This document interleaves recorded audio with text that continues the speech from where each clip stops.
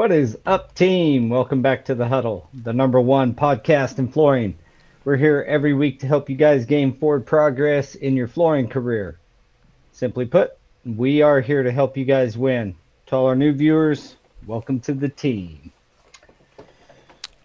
With me today, as most weeks, is Mr. Jose Gonzalez. And Most. I think that Daniel will be joining us a little bit later. He's getting a few things set up, so he'll jump in when he can. Want to thank all of our sponsors. We do not have any specific ones this week, but you can see them all there on the screen. As always, Trade Tap and the VTI. The VTI is live. You'll be getting a lot of emails and well, not a lot, but a lot of emails will be going out. You'll get one or two each to make sure you get your profile set up and take advantage of that. Outside that, today's topic is building a business without losing your family. This is a topic that, frankly, is needs to be talked about because it actually happens. Like people put there's so much demand on business owners that sometimes you can lose sight of family and what really matters to you. And Yeah. I don't know many people that are like that's happened to, but the ones that I do know, I can tell you that none of them would redo it. Like none of them say, yeah, if I had to do it over again, I would do it the same way. Most of them wish they would have balanced things out a little bit more. This brings up a concept, Jose, of do you remember? I think it was a convention, and we've mentioned this guy quite a few times here on the podcast about uh, always balancing as opposed to being balanced. Yeah. Like you're And always balancing things out. intentionally off balance. I Yeah. keep forgetting the gentleman's name, but that always stands out. But yeah, and I think that there is a balance when it comes to family and business, and it Well, his, this is his point was that you never really strike the balance. Something you're always balancing yep. was his point, and I find that true now. And when I heard that, I was like, yeah, that is like how it is to be a business owner and to be a busy professional in any regard is like you're always balancing. You're not. I never feel like I have it figured out where I have optimal time with the family and ample time at the businesses and these things. Like I always feel like one's outweighing the other, and I've got to rebalance it, and then I got to rebalance, like, It, and my emotions kind of keep me in check. If I'm on vacation for too long, I start to feel like get this anxiety and this guilty, like if I'm bad about this stuff. So the reason so are one we. of the Like, re- one of the reasons we're talking about this, you know. and we're pretty bad at it too, and not because we don't try to find balance, right? It's just when we're away from work, it's like, oh man, I'm losing time. I was supposed to do this. I got these people waiting, right? So that's always the back of mind. And then when you're at work, you get lost in it, right? You get lost because you're always doing your best to keep everyone happy, and the majority of the time, your family is the one who isn't totally happy with you. But as far as the balance thing, yeah, it's never even Steven, never even keel. And I think even now I'm still trying to learn and adjust to. I have to shut work off when I'm with my family. I have to do that, right? Go hang out, have a good time for a little bit.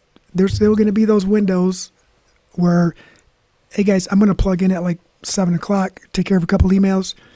I'll be right back for dinner. Like something quick like that. Is that balance? For me, it is. Is it equal balance? No way.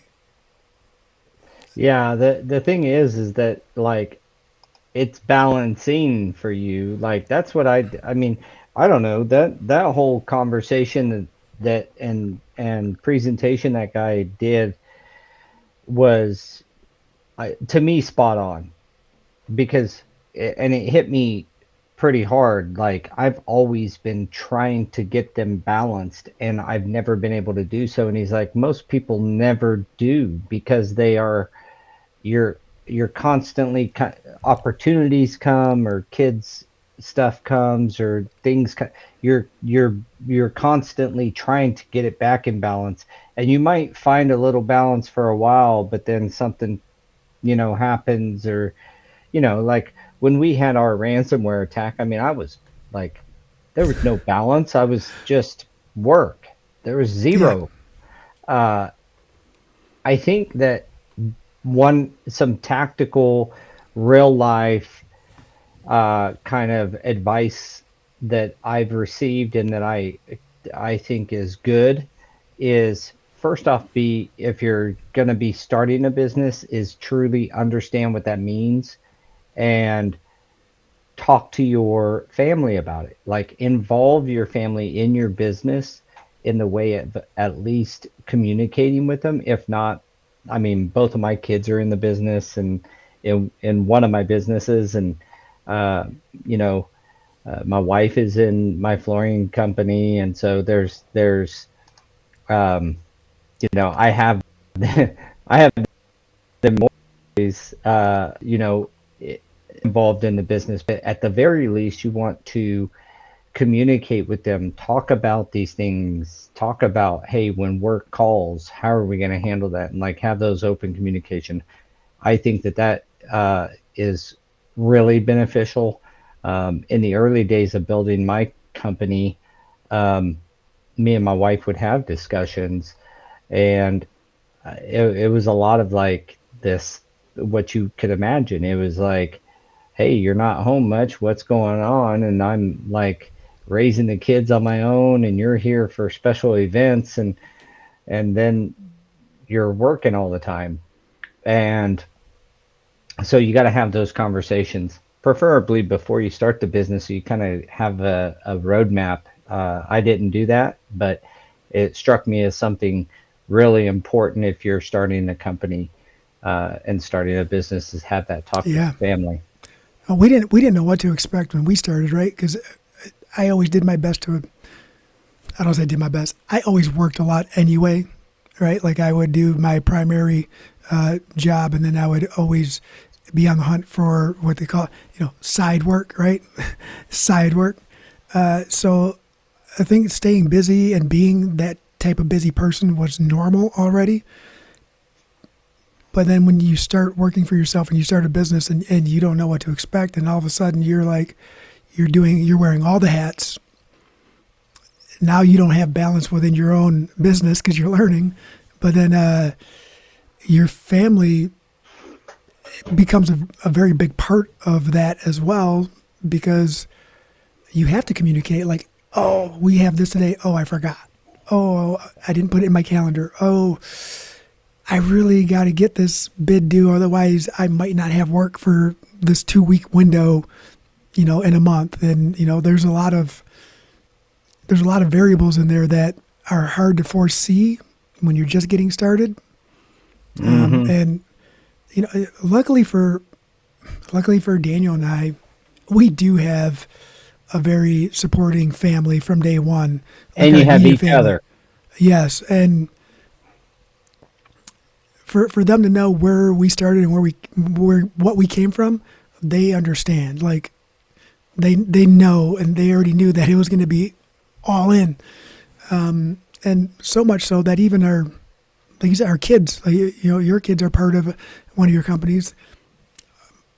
My kids bring me dinner here sometimes when I'm working late, and they come and we'll hang out and we'll have dinner and clean up. And my son comes here, gets dropped off and says, "What do you need me to do?" I mean, it's part of everyday life now, but that's that family balance. And that's just in my house, in my home, right? Family, Yeah, friends and outside let of that. alone extended family, right? Yeah, And that's and all that. that's the crazy part. I think, don't get me wrong, we've had our fair share of in-home problems because of work, right? Because of the lack of presence, even though there's communication, lack of presence, and being distant, but like extended family. I don't want to say you lose them, right? But it depends on what angle you want to talk. Are you giving them opportunities, trying to give them opportunities, or do they see you as an opportunity, right? Like, Those are all those are other podcasts, friend. yeah, Those might be full podcasts on their own. But yeah, you're right. I mean, like, I extended family, it's an event for me to see anybody outside my immediate wife and children. And then if you're a cousin or something, it's an event. It's a someone's, dare I say, passing, or birthday. somebody's big birthday, like even that stuff. I you know, I find it's just hard to get to.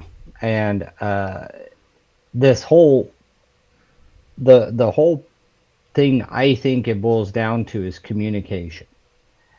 Like you said, you have kids, your kids bringing you dinner, you'll have a deal there. Like, they're involved in your process of being a business owner. And that's where I think a lot of, I think a lot of it is a misunderstood conception of what being a business owner is. Like, oh, I'm gonna be the guy, and so I don't have to be there as much, and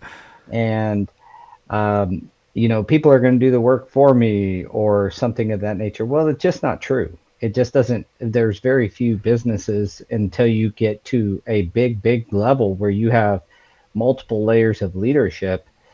And even then, the owner is really then struck with continued growth and strategic initiatives, and the vision, overall culture, and a lot of other things that become a full-time gig when you get big enough that you're not doing the day-to-day project management, maybe.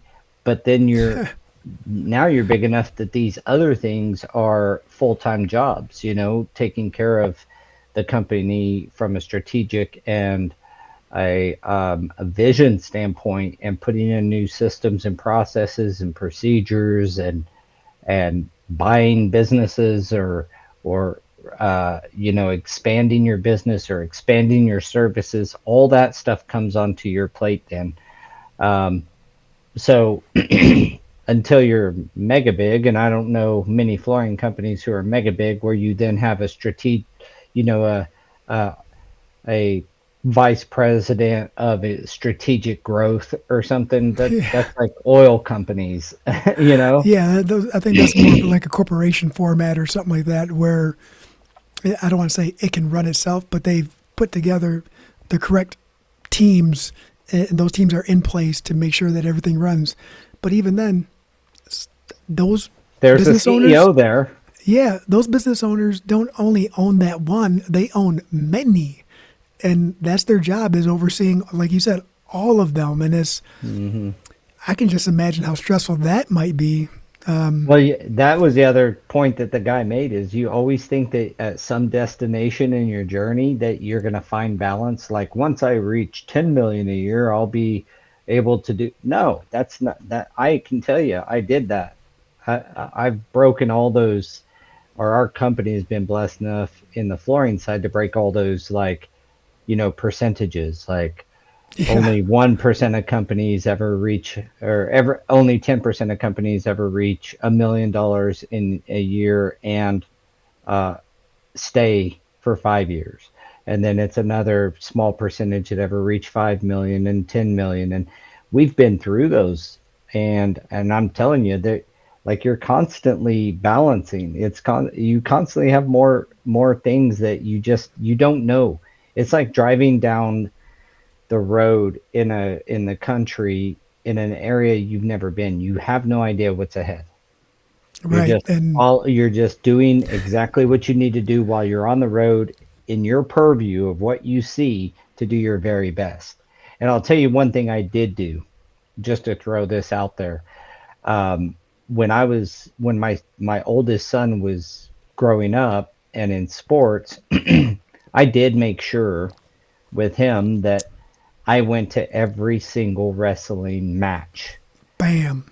From the time he was 9 till the time he graduated high school, I did not miss one single match. And that was like my kind of dedication to making sure that he knew I was there for him. At the time, it wasn't like he was kind of like, well, whatever. Um, like I don't know if it was fully appreciated, but now at a 20 as a 28-year-old, he tends to appreciate it. Looks like Daniel's having So some technical difficulties, but he'll get in here so when he can. I was gonna so let me go ahead, Jose, and then I'm gonna okay, bring up one of these comments. Romero's, yeah. So to add to what you just said, right? Like everyone here, everyone who joins the podcast has seen it firsthand that I've like, hey guys, I'm only gonna be here for a minute, but I gotta go, right? That's me finding balance and attending my son's events or my children's events. That's where work, career, something else is going to be sacrificed for momentarily for that overlap in time. And it just happens. The schedule just happened to be on Tuesdays during the podcast. I did my best, and it was only a couple weeks where I had to miss, but I still tried to say hi and attend for a minute. But my son needed my attention, right? He needed me to be there and be supportive, even if it was behind the backstop going, what the God, swing the bat, dumb stuff like that. But I was still there, and I think that right there is me trying to find balance and trying to be there all the time as much as I can. Fortunately, I've missed a couple of things because 3 kids in sports. So I'm going to miss something at some point, but I do my best to be there. But they understand, and if I know I'm going to miss, it's like, hey, I want you to 100% effort today, please. Like I'm going to see the video. I want to see what you got. Never give up. Always put forth effort. And Yeah, and you can do that with your spouse or your significant other or whatever as well. Like my wife works for the flooring company, but she works a lot less hours. She's almost it comes in early. Uh, she comes in at 7 and usually leaves around 3. Every Tuesday she goes picks up the grandkids. She always picks up the kids and gets them to their events after school. So she can be, and I'm saying this in preface to Romero's comment. Is it Jose or is it Romero? Is that his first or last name? Do you know? his first name. All right. Well, we're gonna go. Three names on there. He Damn, makes a hyphenated. really good point. He says I've tried to separate business from family, but it has been impossible. We have managed to make it a business family lifestyle. And I think a lot of people starting off, that is, if you can have that conversation, well, it is Jose, so he just clarified.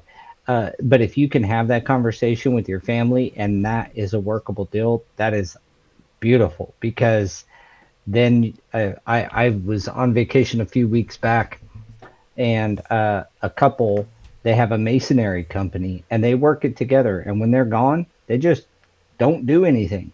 And then they go back and they're only gone for, say 4 or 5 days or whatever. And then they get back and they don't schedule jobs. It's almost like they just shut the company down for that time frame. And they built their business around their lifestyle. And pretty, if you can schedule that way, awesome. But he goes on to say here, my wife is a teacher, but after having our first kid, she stayed home and recently has been administrative for my company. I think Yeah. that's pretty cool, right? Like that's where you can spend time together and still do business. And that's a good. I think there's a lot of people in that kind of mind frame. mindset, I guess, and uh, have, and obviously he's making it work. Hey, there's Daniel. Look at him. I don't know if my signal is good enough for this. Well, we It can keeps hear you. on disconnecting. Well, don't move. Just right there. You're perfect because you sound good and you look good. Handsome as always. Look, this comment from this dude named Daniel says, I'm at my son's baseball game and their Wi-Fi blocked. well, yeah, that one. I was talking about this one right here. Tanya said, she will never work with me. She'd She'd rather So stay rather that's stay Daniel's, married. yeah, that's Daniel's comment. And you know what? Some of it's very hard, right? Like I asked for help and when, look, I'll be straight up. I didn't do nothing about Excel and I really leaned on the house to teach me and to show me a little bit. My learning style is a little bit different and everybody gets mad at me. But without that help, that assistance, when they've been able to gain that little bit of knowledge I have just to be a little bit better and understand some of the other concepts and the other programs out there. Like, I know you said you're like an Excel guru over there, Paul, but dude, I knew He is. I've seen it. nothing. I love Excel. Let me say that. I don't know if I'd put myself in the guru status, but surely I think it's a highly effective program to learn. Oh, while you're there, Daniel, measure that. Measure that off. I already measured it in the Yeah, proficiency so measure. when All right. we're talking about building business, and then it says without losing your family, like I had said early on, communication is one of those foundational things. I think Jose kind of pointed that out in his. I mean, that takes those types of um, um, deals that he has his wife. Obviously, they communicated about that. So communication to me is a key. But just to throw another one out there, and you tell me if you agree. But sometimes the, I guess it's still based in communication, but having clear understanding of what it's going to take financially is another part of the communication because the financial side, what you gain as a business owner, you also risk so much more than an employee. Like it's your house and your Oh home and yeah. your savings and your like you're putting a lot of stuff at risk, particularly in the commercial flooring industry. But you know, the bottom line is you take on all the risk, and that I think is one thing that most people don't really discuss with their families is the amount that you're risking in these endeavors that you're taking. It is, that is a hard conversation to have, especially when you're starting, right? When 100% of your investment is risk because there's nothing, you don't have a backlog, you don't have any type of client base to back your theory that you're going to find work and consistent work at that. So the starting was rough. I remember just like looking and saying, "Hey, do you trust me?" Mm-hmm. Of course. Yeah, Doyle kind of touched on this as well, and he's talking about working together with his spouse gives him the advantage of picking up kids and doing all the personal stuff without a boss or having to deal with the boss. But it's the last part that he says we knew each other's responsibility and role, and we pretty much backed each other up. And I think, you know, that's a good little lesson for all of us all the way across from business to even at home. Like I know if the lawn needs mowed, that's on me. You know, if if something heavy needs lifted or the garage needs cleaning out or those types of deals, those are on me. We just kind of like knowing where you can support each other and you know, giving your spouse the ability to, or your significant other, the ability to attend things with your children, that's a great benefit to them. you know, going to doctor's appointments and stuff. That's the kind of stuff you hear about people, late in life saying they missed. They wish they wouldn't have missed these things, these little events. It's just like taking my kid to the doctor or going with them to get their braces put on or any of this kind of thing. At least one of the parents are there. You know what I mean? Yeah, that has been. We haven't missed anything like that. We do our best for if it's something really major. We do our best to both be there, right? And that's kind of So the how give do and you do take. that? How do you do Um, that, Jose? Because that's really what we want to give to the audience is how do you do that when you have pressures from both sides? First off, communicating with the team at work and letting everybody know that I have something coming up, right? It might not be significant to them or important to them, but if it's very important to me, I will say something. I'll say, hey, I have to take this time off. I'm going to be gone from this time. And it's not always in a perfect world, but communicating weeks before, because appointments, right? You make appointments way ahead of time, right? You have time to schedule that and schedule your day around that. So communication with the team here at work, and also communication at home. A calendar, a shared family calendar. Even my kids have it on their phone, so that way we all get the alerts when something changes, where the appointments are. That's important to me, and also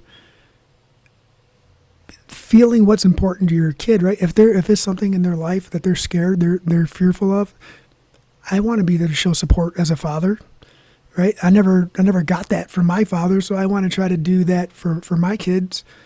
Maybe it might fill a void that I had growing up or didn't know I had until I was an adult to kind of prevent potential issues. But the communication thing is really what it is, and understanding what's important to you so you can plan ahead, right? But some things might not have been important to me, and I'll be honest, but it was important to my children or my child or my wife. And if the trade-off was you're going to leave me alone for 2 months if I make this appointment, right? Or if I make this event and I don't like, and you're going to still have my back for 2 months when I'm going to be, 15 hours a day at work. Yep. I'm going to make that. That's a trade-off. That's a good trade-off for me. Hmm. I do my best to still do that, even if I have to leave my desk, and then go and then come back, I will still do that. Yeah, that communication again is super important. Adding to that is prioritization. Like, remember how you're going to feel, So prioritizing these things and making an active decision. This is another nugget that was given to me is like if you decide that I need to work, then that is one thing. Working because you out of habit, or because you know you you know what I mean, like almost Mm, automatically you just work because that's what you do kind of thing. That's me. And that's where it gets like sometimes my wife's like, you don't have to be working this many hours right now, and I'm like, it's a habit. And so keeping in mind, and this is from somebody who fails at this often, um, keeping in mind prioritization of your family. But what that brings up is like our one of our company's core values. In fact, our first core value is minutes matter, and we oh, I have love it. this minutes matter, and then we have it all throughout our office in different places. Hashtag 1440. What it's saying is you have 1440 minutes. Now, obviously, we know you're in a given day, and we all wake up. We have the same amount of time, the most valuable asset anyone has. We all have the same amount in our account. How we spend those is what it says about us and what it says about our approach to life, as well as what's important to us. So spend wisely, but in our company, the minutes matter is like, hey, if you're chitty chatting around the office for 2 hours a day and then wonder why you're having to work extra hours to stay caught up, invest your time wisely. Make sure that when you're at work, you're highly productive. If you're building a business, you're highly productive. Distractions are the killer of that. Stay off of YouTube. I can tell you from personal experience. Stay off of any socials. Like, be engaged in your work and get the most out of the time that you're at work, so that you can also take advantage of the rest of those minutes that you have at home, and you can be fully invested. Um, Yeah. Not none of us perfect at this. Well, I won't lump you guys into that. Some of you may be perfect at this. I am not perfect at this. I am not very good at it, to be frank. If my wife is watching this, she'd be like, "You tell the truth, Paul Stewart." So that's me being You honest. just made her sound like like an old teacher. She's not. Uh, but the truth is that I'm not the absolute best at that. But it is what we use to keep us in check. So Yeah, yeah. We have a lot of take that for distractions what you will. nowadays. Yeah, distractions will kill your productivity, and then before you know it, you're working till 8 o'clock at night to get something done. That if you would have used those hours at work efficiently and correctly, then you're good. I'll tell you another concept that came from Andy Frisella. He's the CEO of First Form, which is a big, massive supplement company out of St. Louis. I was part of his business group for several years, and one of the things is like having he said, I think he called it I can't remember, the power list. That's what he called it. And it's like five things, the most important things you need to get done that day. And if you put some thought behind that and you get those things done, he leaves. It could be 2 o'clock in the afternoon. It could be 7 o'clock in the evening, but it's driven by those things. So when he gets done, he's out. It could be 10 o'clock in the morning. If he gets the five most important things on of that day done, he's out, because he knows that that same rule applies when he's there till 10 o'clock at night. And I thought I've never been able to execute on that. I learned that a couple of years ago.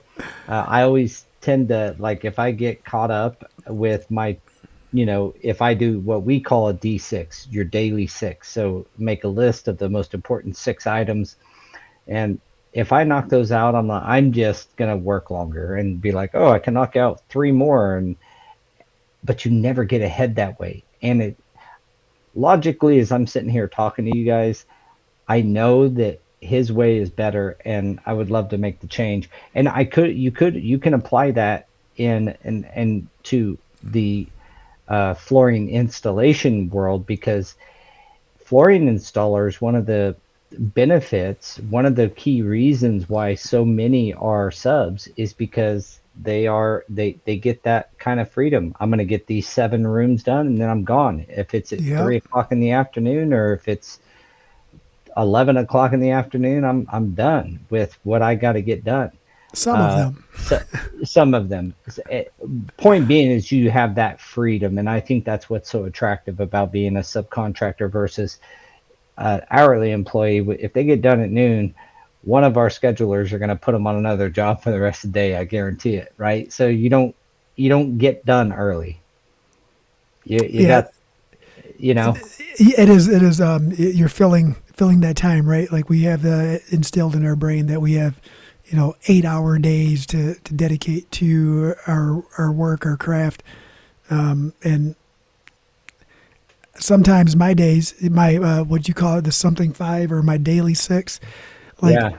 I do The make power those lists, list is what the he power is. list. So I do make those lists, but sometimes my fault and my issue is that sometimes those items on that list, I forget that one item I want to try to get done entails about 30 different things that have to get it complete, right? And that's where I fall apart, is trying to get those 30 things done right? So I gotta start trying to be more realistic with my daily list. And You're putting the top line like buy another business. Well, it's like 6,000 things you got to do for that to happen. right, yeah, yeah. So I gotta be better at that, but I am getting better. And I'm still gonna falter, still gonna mess up. How to break that down, because I do the same thing. You'll put something down. Well, really, that represents 5 or 6 hours worth of other to dos for that to be Yeah, accomplished. And it's really five different ones. Break it down into it's part of it's important because it's part of the bigger thing. And I like with my example of, buying another business, for example, is like, you know, research or reviewing, you know, business sell agreements or something like that. Like reviewing that is a big deal. That would be an item, not actually getting getting it. it done. You know what I mean? So you can break it down into smaller chunks that are still as important. But yeah, I like the way he thinks about it, Andy, a lot better than the way I think about it. I'll tell you that. Let's get back to some of these comments here. What Jose's talking on here is it. I believe having family involved in business is a great addition, but up to a certain point in your company. But up to a certain point, yeah, yes. Like I wouldn't be able to work side by side, and I don't think I'd be able to do that every day. But I know that I can trust my family with my finances. I can trust them with certain things that I have a hard time trusting others. And that's where Daniel and I like Daniel was a little kid that, I was the big brother who couldn't save money. I'd spend my money. Oh, I got to go do this. I got to go do that. And Daniel's like, these are my 5 piggy banks. And this piggy bank, I have this. And this one, I have this. And it's like, hey, dude, can I borrow your blue piggy bank for till next week? It's like, but there's a lot of more things on my list than just saving too, right? But yeah, you're right. Up to a certain point. But I guess it depends on your significant Well, other. and it kind of depends on like what you're thinking about in that, right? Um, so my wife works in the business, and of course, like I said, she doesn't work, late or anything like that. She gets off pretty early, comes in earlier. But we are our roles are different, so it's not like we're right next to each other talking all day every day. She'd probably quit if that was she'd probably just leave. But she has her role and what she's good at and does that, and we communicate obviously throughout the day, but it's not a we're not doing the same exact thing, so we're not wearing each other out. We still get home and are happy to see each other when I get home. So one thing about working with your spouse, since that's come up so much in this, that I would say is also being able to shut things off at home. Her and I have really kind of pretty strict rules around that. Like, let's just not talk about it. Sometimes it'll come up, and I'm like, hey, we gotta squash this and discuss it tomorrow, so that we A are at our computers where we can do anything about it, but B that we don't ruin or um, contaminate our family time. Yeah, You know what I that mean? yeah, it can. It's easy to do if you work with your spouse. The wrong conversation at the wrong time can really make for an uncomfortable dinner, a very quiet dinner. Yeah. So your brother said that, not too many people know how to separate business from personal relationships. So rather, personal relationships get strained and it can make things not go well. So, he commented on essentially what I was just saying. His comment I should have shared is exactly that. Is like knowing how to, and it's not a mystery. Just don't talk about business to the most degree that you can when you're at home, and vice versa. When we're here at the office, we are here working.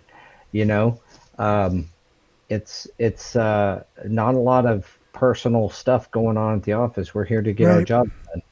So, and then he goes on to say it's technically not really the immediate family; it's the extended family where historically has had problems with. I wonder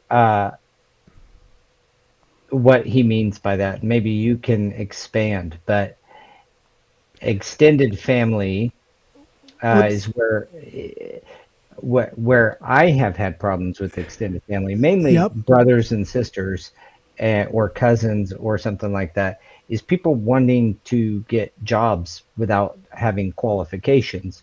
They just want a job because I own the company and they know I could give them a job if I wanted to, Right. or money, wanting money because they think I have all the money and they can just ask for money and that I give it. That's Those types of where I things was going earlier too. Yeah. That's those that. types of things are challenging, but I've been personally pretty good at just saying no, sorry.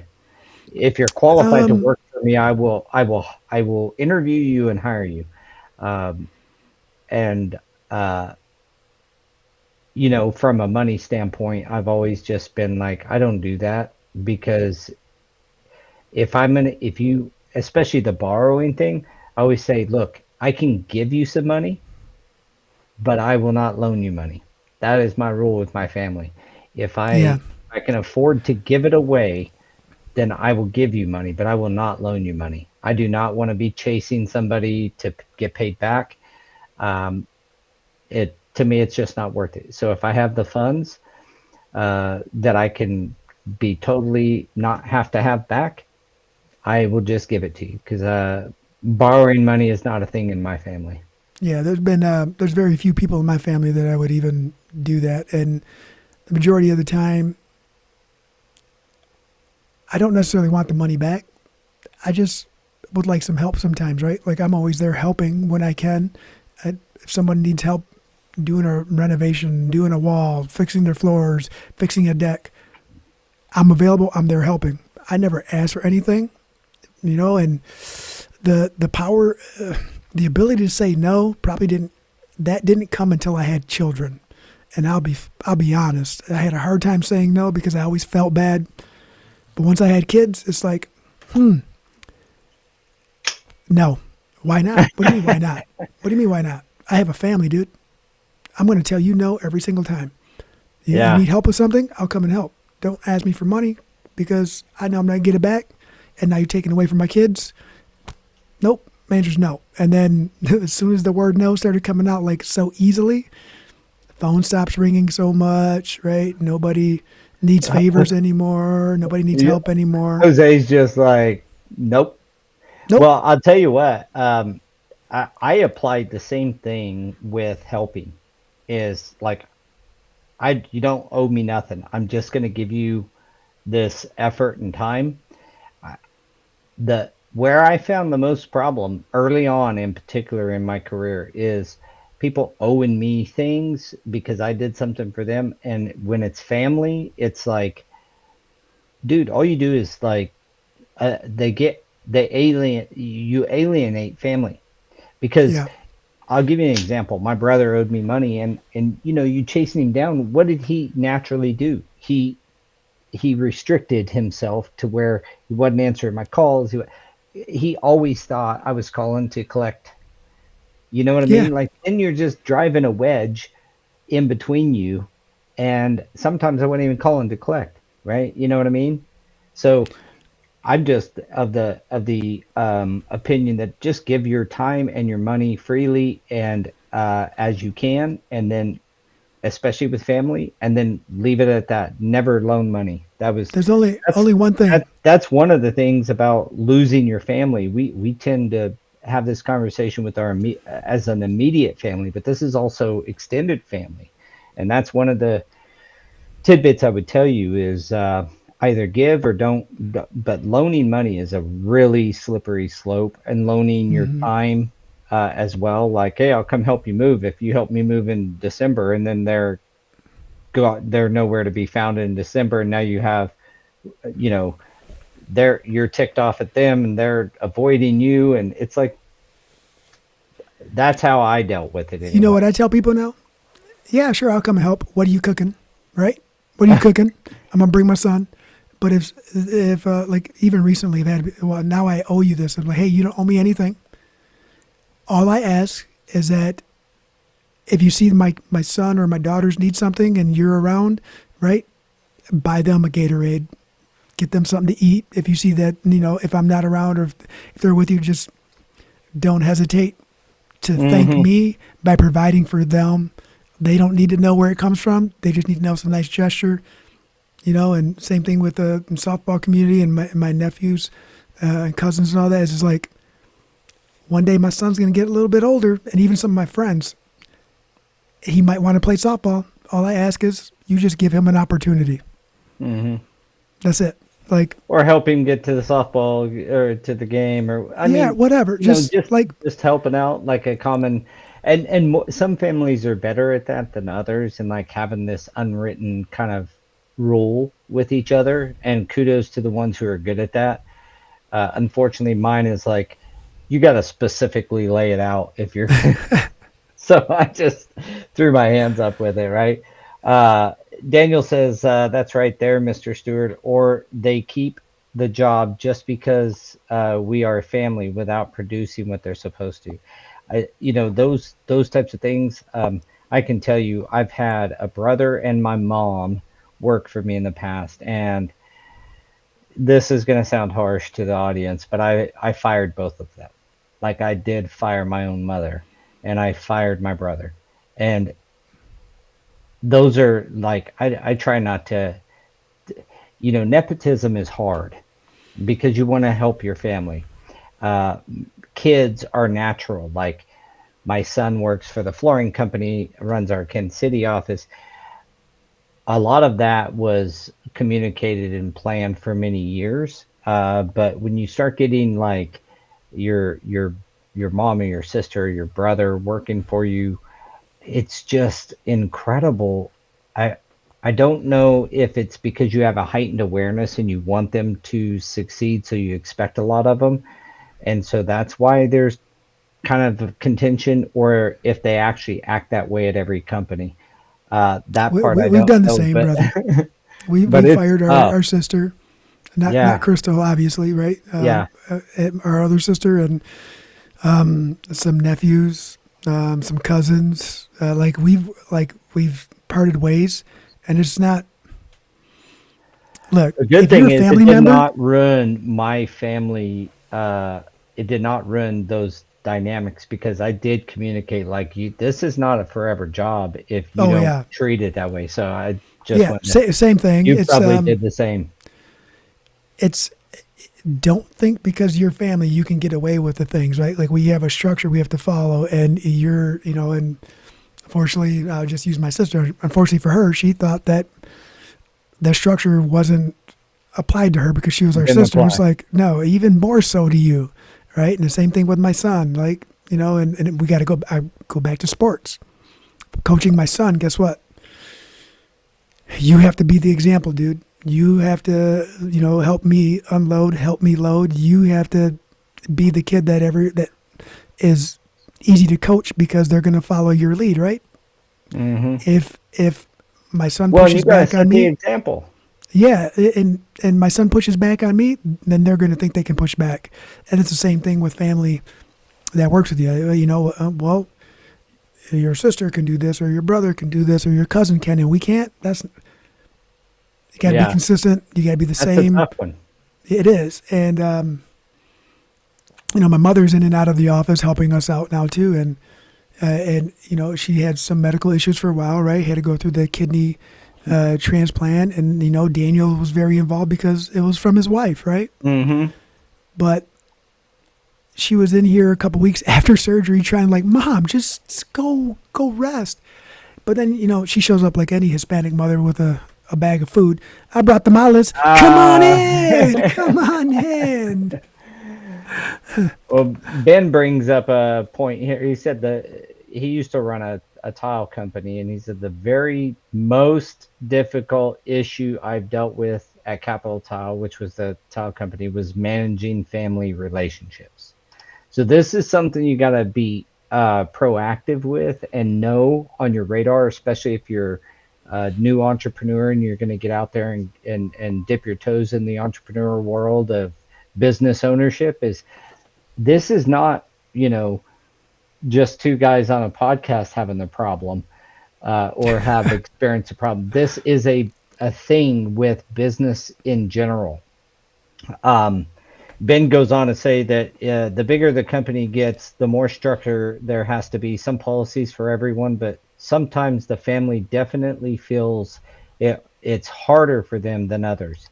And I think that's because we, like for my son, I have a you got to reach an expectation, like there's people that, and it's not me necessarily, but if you're going to be a leader, people are going to be watching and following. So you have to set that as a good, um, a good example. That's what I was trying to think of. Daniel's comment to Ben right here. It's in the handbook. Yeah. Well, having policies and procedures is, I mean, that is incredibly important as you build a business. And we've had other podcasts on that where Yep. like documenting your processes early. I think if I reckon back then, both of us feel like we could have done better at that and Oh not yeah, had to yeah, like dude. go through it later. So if you're early on, documenting your processes that work for you, even if they're not optimal, but document them as you go, will help others be able to fall in line. You can always improve on them. But your And brother they're also gonna says evolve. you can't. Yeah, they'll evolve. Don't wait for them to be perfect and not evolve, because they're always going to. As you grow into different levels of business, those procedures and processes and policies and systems Yeah, all will change as you grow. It's like a company is a living organism almost, right? It's just made up of a bunch of other people, and so as things change and as you grow, it's going to change, in different policies, different ways of doing things will have to be introduced. So don't try to get it perfect before you document it. But your brother says you can't help family if you're constantly hurting yourself. I love that, right? He goes yep, on to say, sometimes if it's not working, you got to do what you got to do to keep the business running. When family understands that it's all good.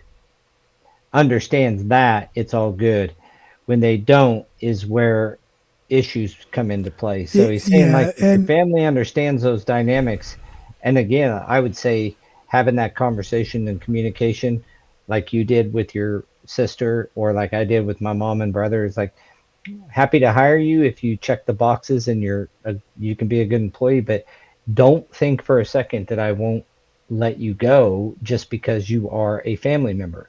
You can't get away with stuff that other people don't get away with just because you're family. it's a hard conversation to have, but you do have to kind of set those expectations up front.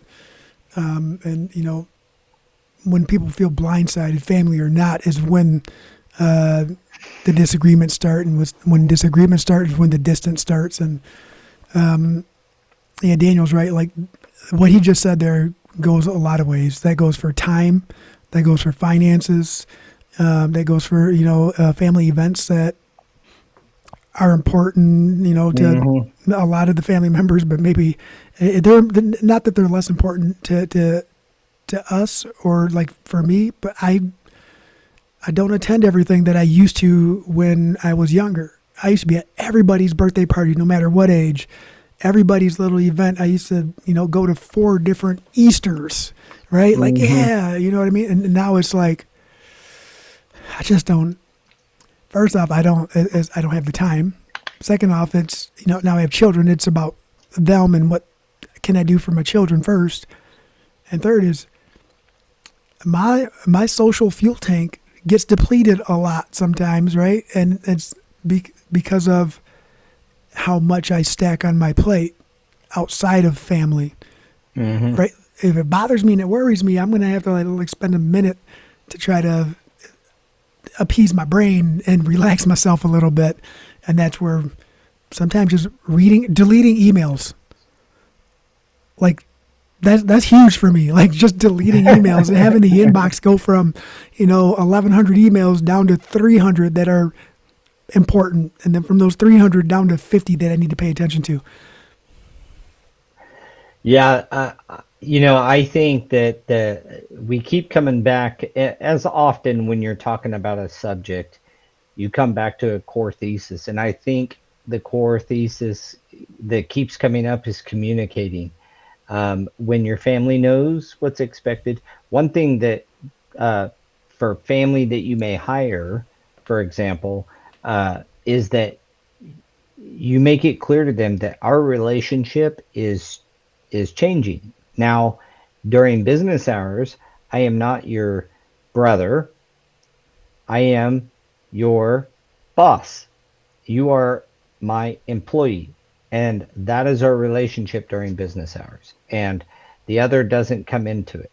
And having those types of agreements, and it seems pretty harsh, but the truth is you will suffer a bit, if not actual, uh, mentally, if you don't have clear boundaries and clear borders around your family, agreements with your family and hiring and firing and all that stuff. Just make it super clear so that if it has to happen, you can pull them aside like any employee. Hey, it's not working out. I got to let you go. I appreciate your time that you've invested in this company and working here. But it's time that we both move on, and that you find some place that you can be more effective at, or whatever the Yep. problem. Right? I made all that up, but This is that's pretty that's accurate. that's the point, right? And And that's where I think the communication is key. Clear communication, clear boundaries. Like, you're also not a doormat as the owner, where your family can just walk all over you in your own business. That's pretty. It's pretty. You know, I don't know what other word to use. Ballsy. yeah. On their And part to think that they can get away with that. They wouldn't do that at Quick Trip or Chick-fil-A or something. right. Like, It goes both ways too, right? Like if you're employed by a family member and you value your relationship a lot more than the job, so to speak, then you can say, hey, like, I can feel that the dynamics of our relationship isn't going in a direction that I would like it to be long term. I think it's best if I step away in order to preserve that, right? Like that's okay too, and it has happened. And hmm and that some of our some of my friends are like, hey, how about I just come and work for you? I'm like, hey, you probably not a good idea, brother. I'm like, why? Because I really like you as my friend, and I really want to keep it that way. yeah. You want to help me for a Well, week? Come and help me for a week, right? But after that week's over, like, bye. Like, go back to the. I want to stay friends. yeah. Well, that's a good point. Like I said, the relationship will definitely change. It's going to change. You might as well be upfront and be clear. Ben, the final comment here I'll read before we close things down, as he says, I think the clearer the expectations are in the beginning, the more likely things will work out over time. I think that again, communication, like, let now if I hire family member, they are like 100% bound by the employee handbook, just like anybody. It's Hmm. not some special thing. You sign the employee handbook, you read through all the stuff, you read the expectations, you sign that, you initial next to each one of our core values that you agree, and that they represent you personally as well. Like, all of that. The same thing we would do with an employee would happen regardless of whether they're family. So, clear expectations. Yep, And just like that, 1 hour is over.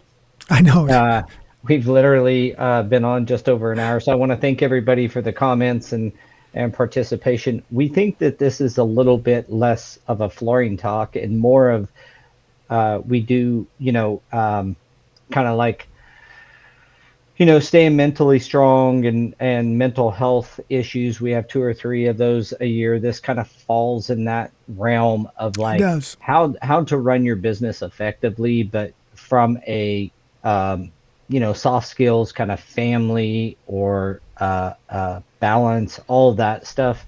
And so that's what this is hopefully kind of point out some things where we failed, and we're really you know transparent about that. And as Daniel says, thank you for coming to our TED Talk.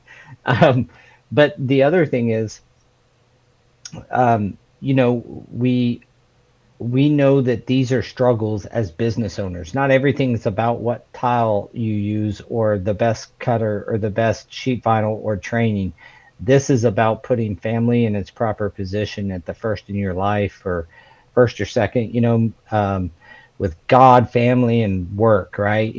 Something in there, those things have to be there, whether it's spirituality or whatever. You got to nourish your soul, nourish your family, and nourish your wealth. You've got to build those things, and having some balance in there is just hopefully you've gotten to listen to us two yahoos on a podcast talking about how we've dealt with the the family dynamics of running a business.